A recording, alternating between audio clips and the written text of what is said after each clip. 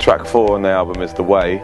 This was also finished quite early on in the project.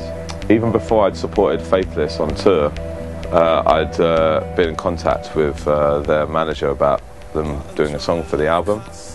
And as you know, Faithless, or you might not know, Faithless is made up of Maxi Jazz, Sister Bliss, who plays keyboards and produces, and then there's a guy behind the scenes called Rollo, who produced all of Faithless's albums, but was never part of the live show. And he's just musical genius, like ideas-wise and sound-wise is incredible. He also produced a lot of Dido's stuff. So I think that was probably the most daunting thing, was going in with Faithless. Of all the producers on this album, they'd sent me the beat, or an early version of the beat, and I didn't have any ideas, but I loved it. I was like, this production's amazing. I could tell it could work massively in a live sense. And I remember I had the studio booked in with them, and I was quite nervous. And the day before the studio, we had a gig in Portsmouth, and I hadn't written anything. I hadn't written the chorus or any ideas. And my tour manager said to me, "You want to stick your headphones on now?" And sometimes when I'm like slightly tipsy or it's slightly late at night, I find it quite easy to write. And I just sort of started humming this "When You're Gonna Show Us the Way."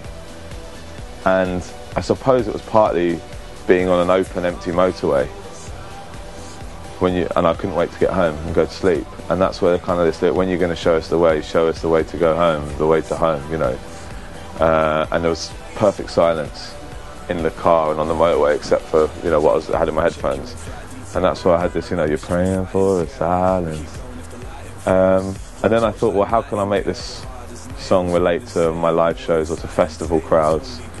And I always feel at festivals, when people follow the music and worship the music, they're almost like soldiers of the beat or soldiers of dance. You know, it can be anything you want, and that's why the lyrics are quite ambiguous. And I know what the song means to me, and I don't really want to disclose what the song means to me, because I think it's better if people make up their own mind of what "When You're Gonna Show Us the Way" means. And that's probably, I'd say, one of the only songs on the album which doesn't come from a really personal place, because I wrote the whole song in about half an hour on the motorway at 2 AM. Went into the studio the next day. Rollo and Sister Bliss were absolutely lovely, and I was put at ease. And I think we laid down the vocals in maybe 2 or 3 takes in one go. Like, did the whole song in one go. And then I said, "Oh, we should have a little rap section."